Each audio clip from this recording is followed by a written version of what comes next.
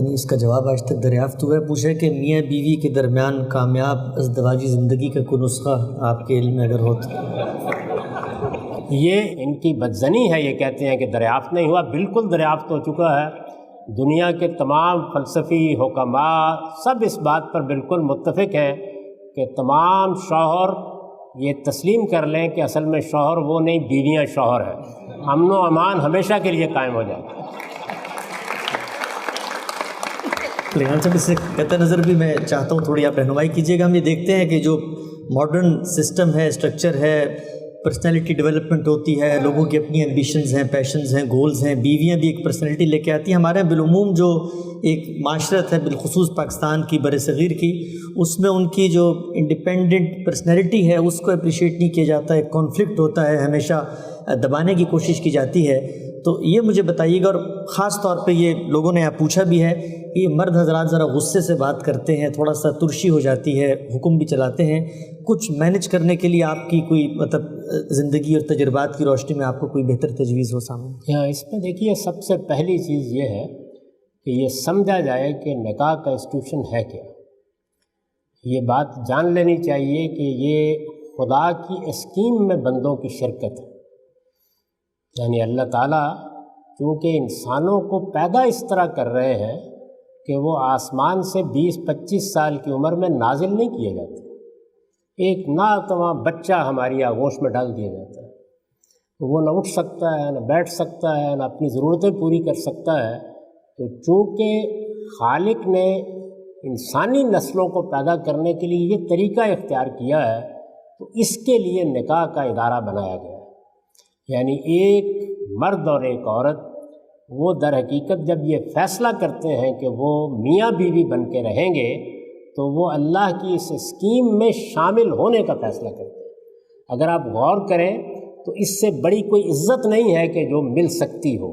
یعنی اس کائنات کا خالق جس نے زمین آسمان بنا دیے، وہ اپنی ایک مخلوق کو پیدا کرنے کے لیے ہمیں واسطہ بناتا ہے اور ہماری آغوش میں ڈال دیتا ہے ان کو. اور پھر کوئی 15-20 سال کم و بیش ماں کو بھی باپ کو بھی جدوجہد کر کے اس بچے کو اپنے پاؤں پر کھڑا کرنا ہوتا ہے. اس کی تربیت ہوگی، اس کی تعلیم ہوگی، اس کے معاملات ہوں گے، پھر وہ ارسطو افلاطون بن جاتا ہے. اور اتنی دیر میں ہماری کمر وہ دکھنے کو آ جاتی ہے، آہستہ آہستہ قوت ختم ہونا شروع ہو جاتی ہے، اور پھر ہم دیکھتے ہیں کہ بڑھاپے کی دہلیز میں قدم رکھ رہے ہیں. اور جب بڑھاپے کی طرف بڑھتے ہیں تو پھر گویا ایک طرح سے جیسے بچے کو ہماری ضرورت تھی، ہمیں ان کی ضرورت پڑ جاتی ہے. تو اللہ تعالیٰ نے یہ جو اسکیم قائم کی ہے اس کو سمجھنا چاہیے. ہماری بدقسمتی یہ ہے کہ شادی بیاہ کو، جس میں ظاہر ہے کہ اللہ نے ایک کشش رکھی ہے مرد و عورت نے، ہم نے اس کو داستان محبت بنا لیا ہے. میرے نزدیک وہ شاعری کی حد تک ٹھیک ہے. شادی کے معاملے میں بہت حقیقت پسند ہونا چاہیے. یعنی یہ طے کریں کہ ہم ایک ذمہ دارانہ فیصلہ کر رہے ہیں، یہ زندگی بھر کا فیصلہ ہے، اس کے اثرات آئندہ نسلوں پر پڑنے ہیں. یہ ایک باقاعدہ ادارہ ہے جس میں ہم شریک ہو رہے ہیں. اس میں نظم اور ضبط کے ساتھ ہی زندگی بسر ہوگی. تو اگر اس ادارے میں مرد غلط رویہ اختیار کرے گا، اس کے نظم کو چلانے میں حدود سے تجاوز کرے گا، تو اس میں انتشار پیدا ہو جائے گا. اگر کوئی خاتون اس معاملے میں سرتابی کا رویہ اختیار کرے گی، تب بھی انتشار پیدا ہو جائے گا. تو کوشش کرنی چاہیے کہ جب آپ اس کی ابتدا کر رہے ہیں تو یہ مان کر کریں کہ عورتیں کوئی الگ مخلوق نہیں ہیں، وہ انسان ہے اور برابر کی سطح پہ انسان ہے. انسانی طور پر ان کو بھی اسی طرح کا شعور حاصل ہے جس طرح مردوں کو حاصل ہے. تو ایک باشعور مخلوق کے ساتھ جب آپ تعلق پیدا کر رہے ہیں تو سوچ کر، سمجھ کر، طے کر کے کریں. اللہ کے پیغمبر نے ہدایت کی تھی کہ آپ جس وقت نکاح کریں تو کچھ چیزیں تو اللہ تعالیٰ نے اصولی نوعیت کی بتا دی ہیں، لیکن اس میں دونوں کو طے کرنا چاہیے کہ وہ کیا شرائط منوا رہے ہیں. یعنی کیا چیزیں پیش نظر ہیں، طبیعت کیا ہے، مزاج کیا ہے، کون سی چیزیں گوارا ہیں، کون سی چیزیں گوارا نہیں ہیں. کن چیزوں کے معاملے میں دونوں کو ایک دوسرے کے معاملے میں محتاط رہنا ہے. اس میں کوئی حرج کی بات نہیں کہ ان کو تفصیل کے ساتھ موضوع بنایا جائے، ان کو طے کیا جائے اور اس کے بعد یہ بڑا اقدام ہو. اور جب یہ اقدام ہو جائے تو اس کے بعد بھی ایک دوسرے کی شخصیت کو تسلیم کر لیں۔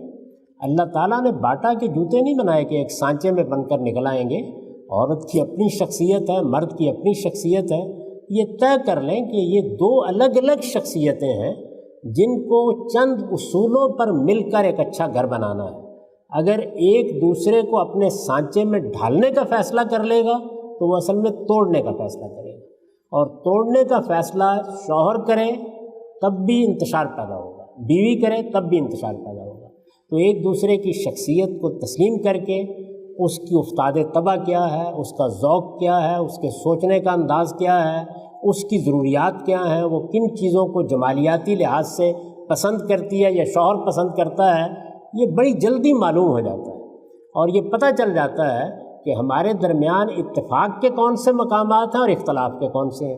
تو اگر آپ اتفاق اور اختلاف کے مقامات طے کر کے یہ فیصلہ کر لیں کہ ہم اتفاق کے مقامات پر خوش ہوں گے اور اختلاف کے معاملات کے اوپر جس طرح کے اچھے لوگ ان اختلافات کو گوارا کر کے بلکہ ان اختلافات کے ساتھ خوشی سے جینے کا فیصلہ کرتے ہیں، ہم بھی اسی طرح جئیں گے۔ تو ایک مرتبہ یہ اگر فیصلہ کر لیا جائے کہ یہ ایک بڑا ادارہ ہے، یہ زندگی بھر کے لیے قائم ہوا ہے، اس کا اصلی مقصد خدا کی نگاہ میں نئی نسل کو پیدا کرنا، اس کی پرورش کرنا، اس کی ذمہ داریاں اٹھانا ہے، اور یہ طے کر لیا جائے کہ اس ادارے کو ہم نے ادارے کے طور پر لے کر چلنا ہے، اس میں اگر مرد کو ذمہ داری دی گئی ہے تو اس کے اوپر بہت بڑی ذمہ داری ڈال بھی دی گئی ہے، لہٰذا وہ بھی اپنی اس حیثیت کو سمجھ کر جائے اور خواتین بھی یہ سمجھ کر کہ ہمیں کیا کرنا ہے کریں۔ ہم جب شادی کرتے ہیں یا بیاہ کرتے ہیں تو اس وقت سب بہت خوش ہوتے ہیں، جبکہ یہ جو تلخ حقیقتیں ہیں ان کو زیر بحث بھی آ جانا چاہیے، ان پر گفتگو بھی ہو جانی چاہیے، ان میں ہر چیز کو آپ متعین کر کے چلیں گے، پھر بھی ہر چیز متعین نہیں ہو جائے گی، لیکن ممکن حد تک کوشش کرنی چاہیے کہ ایسا کر کے چلیں۔ اور بعد میں بھی اگر کوئی ناخوشگوار صورتحال پیش آ جائے تو سب سے بڑی چیز یہ ہے کہ کمیونیکیشن بہتر رکھیں، بات کریں۔ کسی چیز کے بارے میں اگر کوئی اختلاف پیدا ہو گیا ہے تو جس طریقے سے آپ باہر دنیا کو بتاتے ہیں کہ اختلافات پر اس طرح مہذب گفتگو ہونی چاہیے، اس کی روایت اپنے گھر میں بھی ڈالیں، بیٹھیں، بات کریں، چیزوں کا انالیسس کریں، اور دونوں ایک دوسرے کی شخصیت کی انڈیپینڈنس کو قبول کر کے اس ادارے کو قائم کریں۔ تو میرے نزدیک یہ بڑی بڑی باتیں ہیں، باقی ظاہر ہے کہ ہر انڈیویجول کیس اپنی جگہ پر ایک نوعیت رکھتا ہے، ان چیزوں کا